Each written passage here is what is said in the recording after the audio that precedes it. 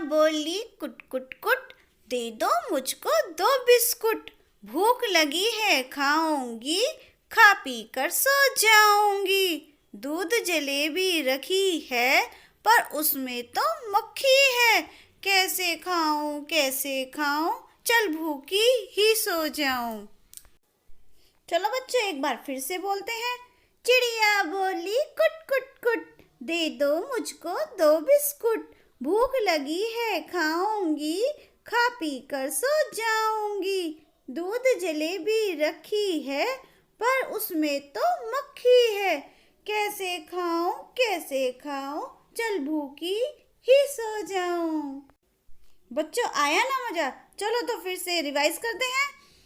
चिड़िया बोली कुट कुट कुट, दे दो मुझको 2 बिस्कुट। भूख लगी है खाऊंगी, खा पी कर सो जाऊंगी।